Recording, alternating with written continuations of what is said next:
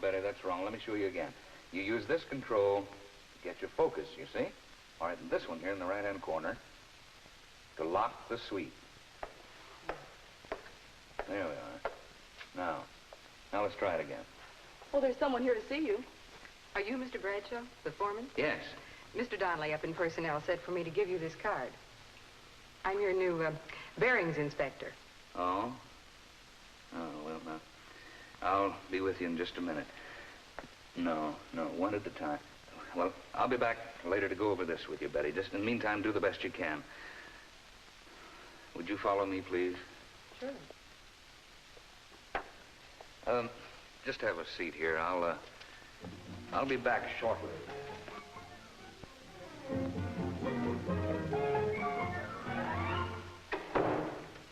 Well, Mr. Bradshaw, what's on your mind? Bearings inspector. She's a good one, too. Just look at that record. Okay, now, Walt, you've had your little joke.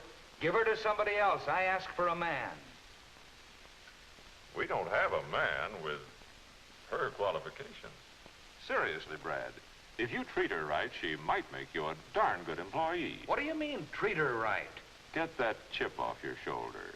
What's wrong with her? She's a woman, isn't she? Now, wait a minute. You got a lot of women in your department. What's wrong with one more? Did you ever hear of the straw that broke the camel's back? They're good workers. Accurate, quick to catch mistakes, a lot of patience. Yeah, but that comes out of books.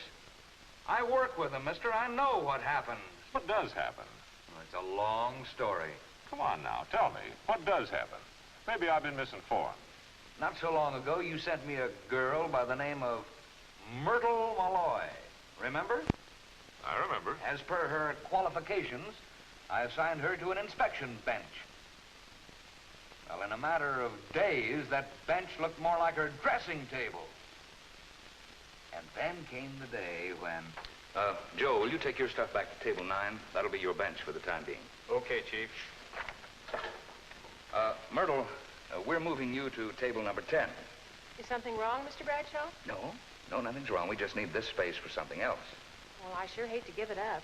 It's been a nice place to work. The light's good here, and it's nicely situated right in the middle of things.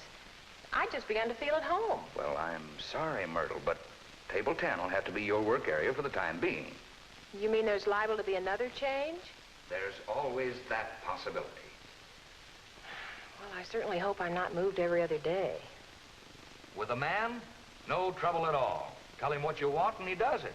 But with Myrtle, a little move is a big production. Okay. Now, wait a minute. You asked me, now let me tell you. Now, here's another problem.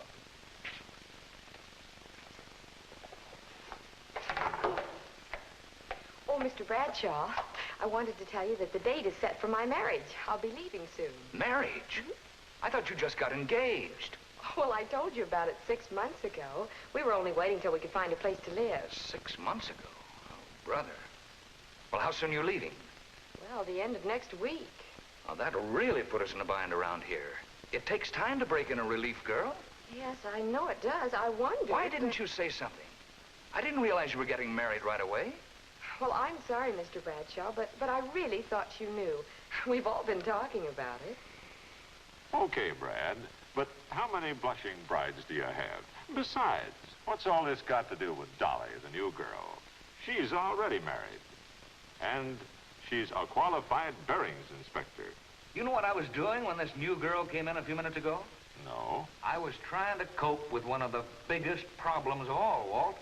Now, in your books, it comes under the general heading of absenteeism among women employees.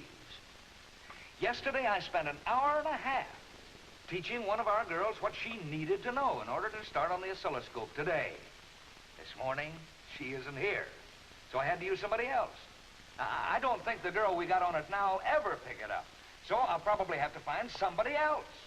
Question. All these things you've been talking about, marriage, absenteeism, personality problems, aren't they really just a part of life? Part of a woman's life, maybe. But I can remember the good old days when there were all men in my department, and we didn't have these problems. You didn't have the production output you've got now either. Look, Brad, you've got a new bearings inspector. who happens to be a woman. You need someone, and there isn't a man available. It seems to me that whether the gal adds up to trouble or not is pretty much up to you.